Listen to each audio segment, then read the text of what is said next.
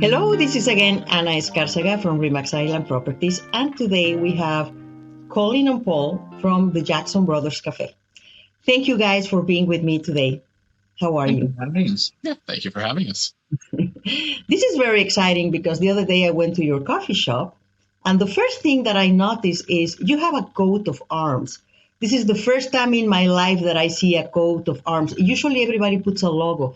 Can you explain me why did you choose to put a coat of arms and what is the meaning of each? I mean, I can see a bear, I can see a coffee, and the other one. Can you explain to me?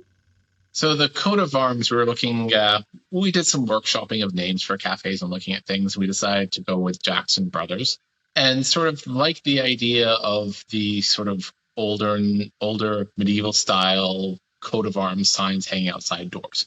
We're British by birth. We both lived our early years. Obviously, we're brothers, so we lived together over in England. So some of the English history and English coat of arms is sort of where the inspiration of that came from. Okay. And the actual design work itself, we had a friend of ours do.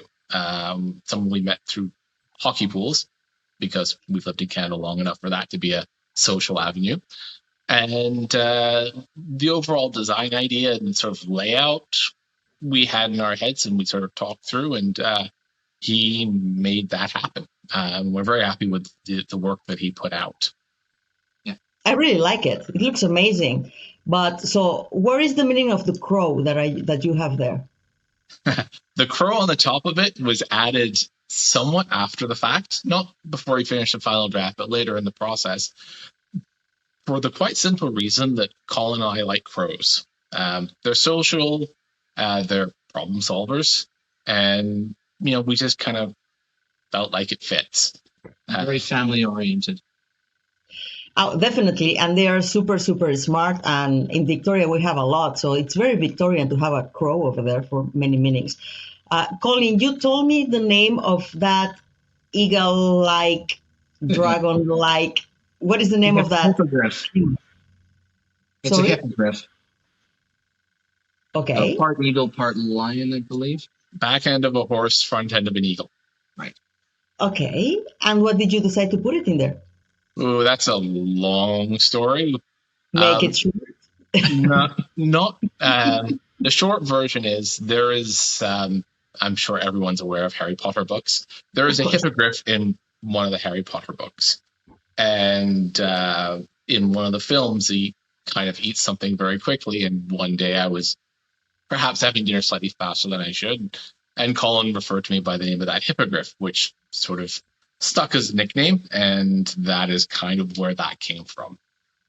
So I guess that's Paul, and Colin, you're the bear? Yeah. Long story short, basically, I can't remember, it was years ago. I think I was having a bad day or something like that. I was quite irritated about something. And just to make me laugh, Paul said something, called me a grumble bear or something like that. So the bear thing stuck. And I also, when I first moved to Victoria, I had a job where I dressed in a bear costume. So the bear thing it's kind of associated with me now. And you're also very tall and very strong. So yeah. Sure, we'll go with that. It relates. So you're from England. Sorry?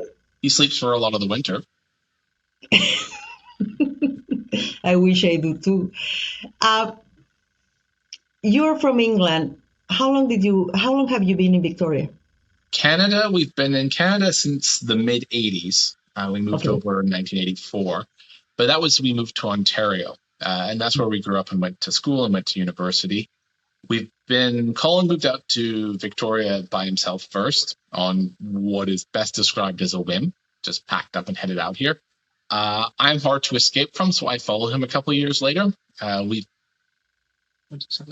been about 2004, I think we moved out here, or I moved out here. Colin had been out since about 2001 or so. So we've been out here for about 20 years now. We're coming up on 20 years, and live in James Bay and have been down there for about the last 6 or 7 years. Yeah, I also live in James Bay. and I love it. And the coffee shop is in James Bay because you're in Humboldt, almost in the corner with Blanchard. And something that calls my attention is you serve very special coffee, but also you have some beverages like this lavender lemonade. And I wrote it here, the pumpkin spice drinks that is very common now in Halloween. How did you come with a lavender lemonade? Who thought about this? I've worked in a cafe before Mhm. that they did a lavender lemonade there, and it was really quite popular. When we started here, we wanted Uh-huh. to have there's a local lavender farm out in Machosen, Mhm. Happy Valley Lavender Farm, and we wanted to basically make our own lavender syrup. So So we you used make it. Okay. that lavender syrup to do the lavender lemonade. So it's somewhat piggybacking on where I worked previously, and we wanted to make it our own, put our own spin on it with our own lemonade. And we also use the same lavender for the lavender white chocolate scones as well. Yeah, it's nice to have a local supply and local ingredients. Yeah, I think it's local helping local for me is the best that we can do.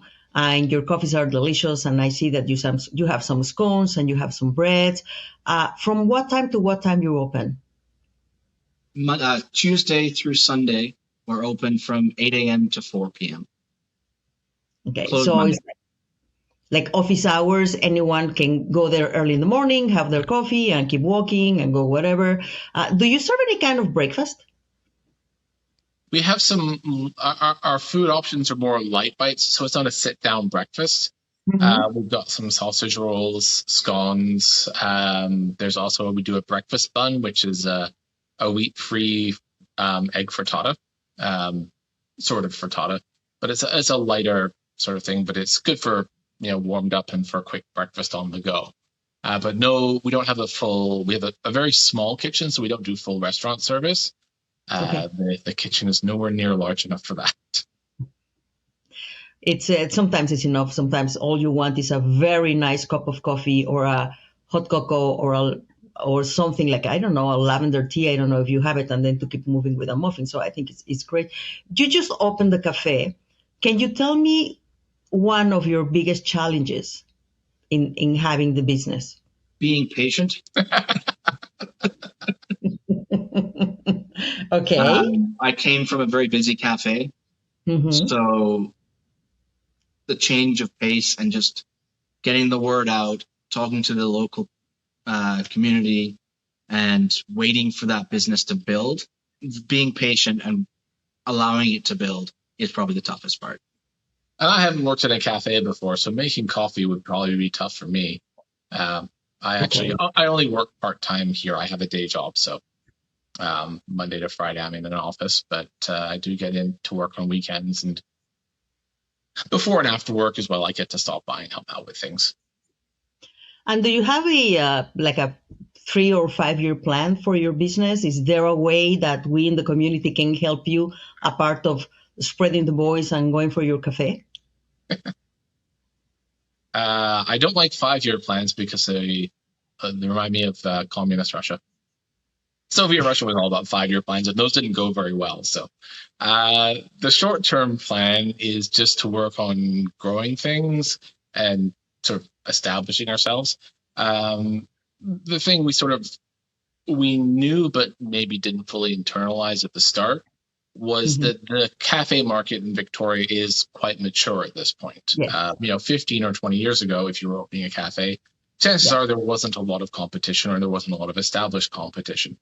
Now it's pretty settled. So a lot of times it's a case of someone's already got a coffee shop where they go to, and some of those people, will hopefully win over with our products and our coffee and our service. And it just takes time.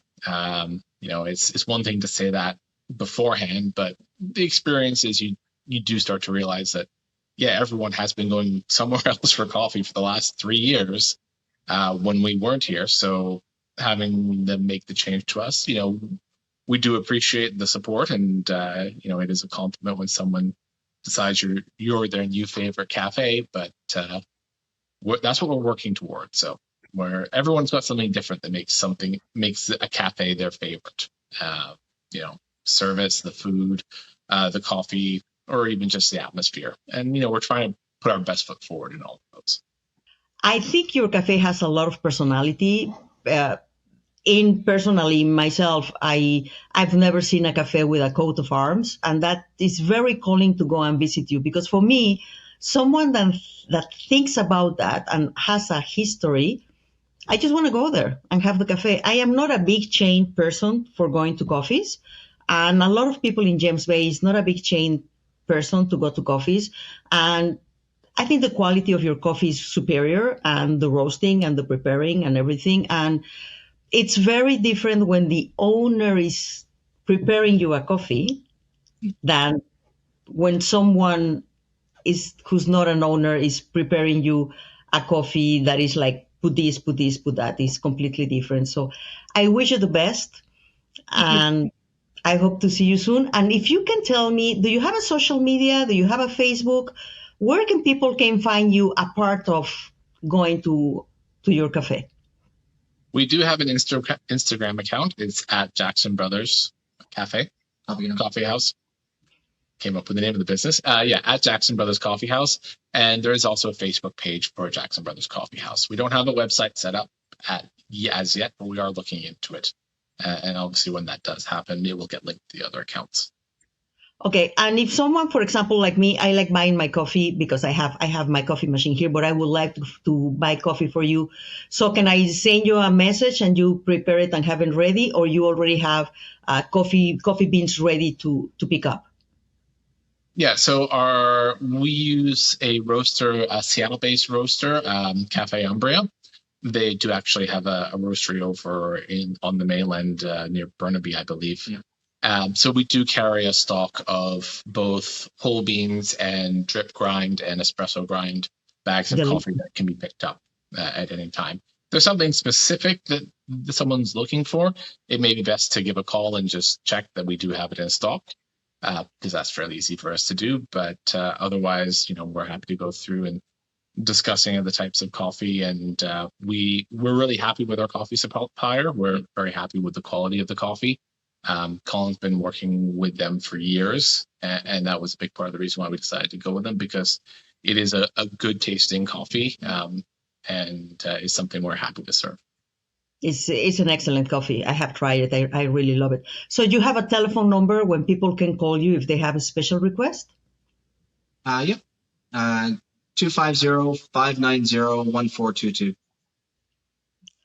Colin, thank you very much for this interview. And Paul, I hope I meet you in person soon. I haven't seen you in the store, but I'm going to go very soon. I'll be in on Sunday. That's usually my day here. So I will be there to say hello. And this was Ana Escarzaga in ReMax Island Properties. And I hope to see you soon. Have a great day. Thank you. Have a good day. Bye-bye. Bye-bye.